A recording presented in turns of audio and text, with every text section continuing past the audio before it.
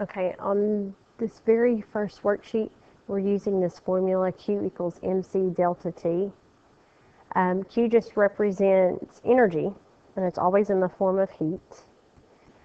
For this worksheet, M is the mass of water, but you'll notice later on that M can be the mass of any substance.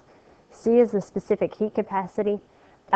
This is a set value. This tells us how much energy it takes to raise 1 gram of that substance 1 degree Celsius. And then delta T is our change in temperature, and underneath that, it says delta T equals T final minus T initial. So anytime you're plugging in a value for delta T, it's always the final temperature minus the initial temperature. All right, so number 1, water has a specific heat capacity of 4.184 joules per gram degree Celsius. You will need that value a lot. Anytime you use water, you're going to need that value.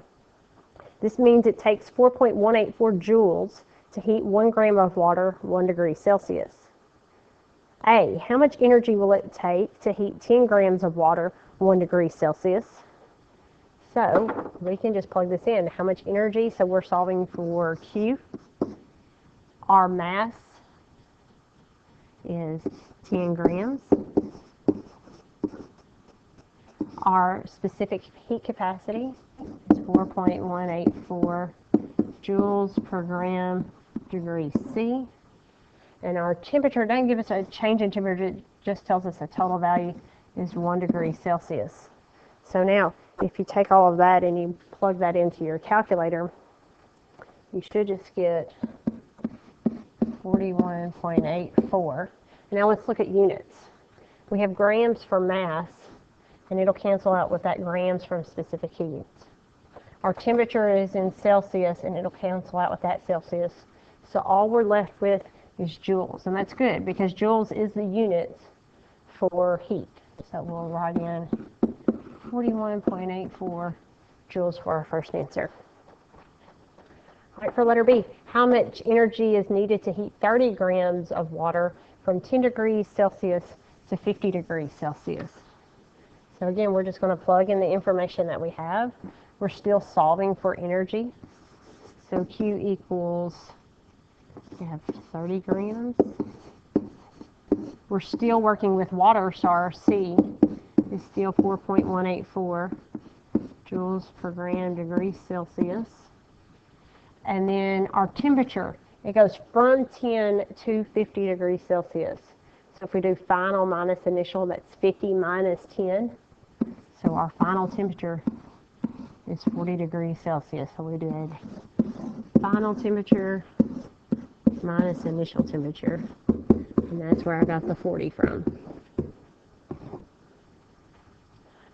All right, so now we have everything we need to solve for Q. So plug that into your calculator, and you should get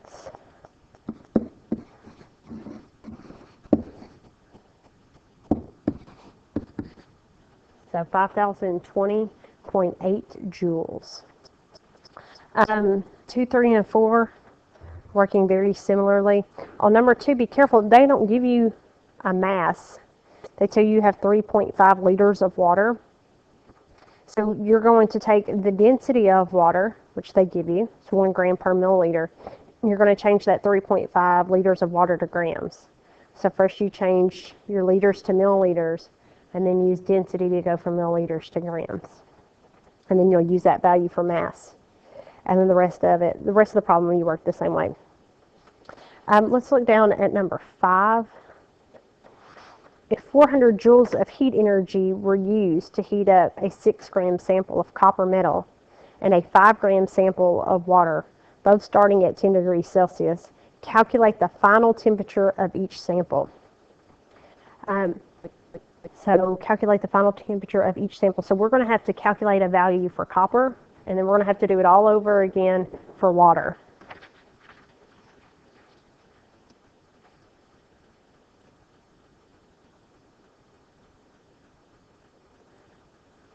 All right, so we have to calculate the final temperature for copper, and then we'll have to go back and use the same formula to calculate the final temperature of water.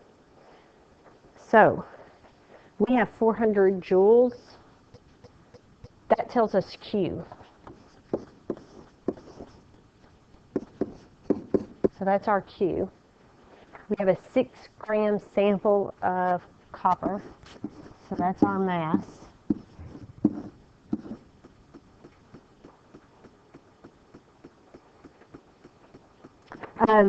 In problem 4, you'll have to look on your sheet. In problem 4, they tell us the specific heat capacity for copper is 0.39 joules per gram degrees Celsius. And then it says change in temperature. To get change of temperature, it's final minus initial. So I'm going to call the final temperature X, and I'm going to subtract from it the initial temperature, which they tell us is 10. So now we have to rearrange this and solve for X. You do your algebra however your algebra teacher taught you. When you get through, you should get that X is equal to 180.94 degrees Celsius. Now this one is specific for copper. You're going to do this all over again, but for water. So we didn't use the same amount of water as we used copper. So you'll have to go back through and change, let's see, this 6 grams is going to become 5 grams. I'm going to do this one in red. And then the specific heat capacity of water is not the same for copper. It's that 4.184. But our temperature is the same. So you'll have to go back through now and solve for X again, just for water. All right, so we did that one. So now that'll help us work out number 6. There's lots of steps for number 6. Suppose we mix 80 grams of hot water, which is 90 degrees Celsius, with 10 grams of cold water at 10 degrees Celsius.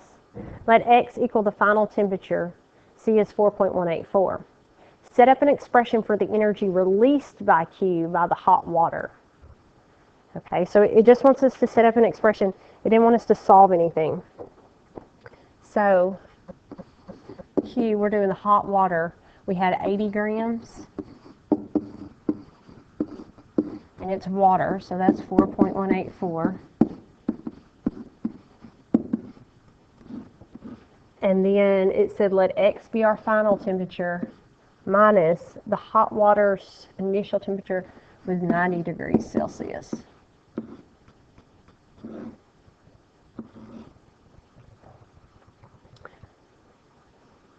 All right, so that's it. We set up an expression. All right, for letter B, set up an expression for the energy absorbed for Q by the cold water. All right, so now we're going to do the same thing, but we're going to use our second set of information. We only had 10 grams of cold water. We have the same heat capacity. X is still our final temperature. And R started out at 10 degrees Celsius. So that's it. Letter C, knowing that the heat released equals the negative heat absorbed, combine the two expressions and solve for X. So now, if you'll notice, they're both equal to Q. Well, A was heat released.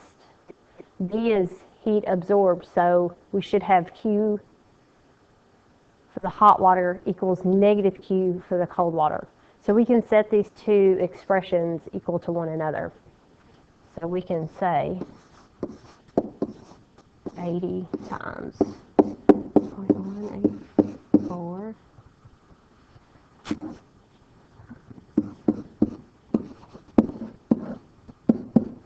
So it has to be a negative, so I'm going to put negative 10 times 4.184. Let me scroll this part of my board is messed up.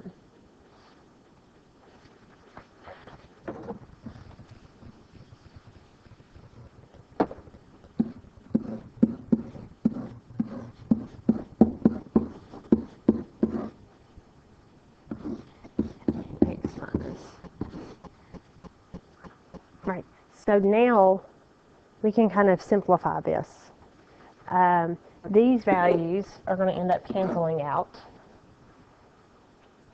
And then we have 80 times x minus 90. So this would end up being 80.0x minus, what is that, 7,200 equals, we have a negative value, so we have to do a negative 10x plus 100. And then we get x's together and then our whole numbers together. You should, once you get through with your algebra, get x is equal to 117.14 degrees Celsius. If you get something different, please let me know to make sure that I didn't make a mistake on this. You're going to set up number 7 the exact same way. And then number 8, you're just going back and solving for one of the variables. You're not using 2 different expressions like on this one. Right, and that is it for this worksheet.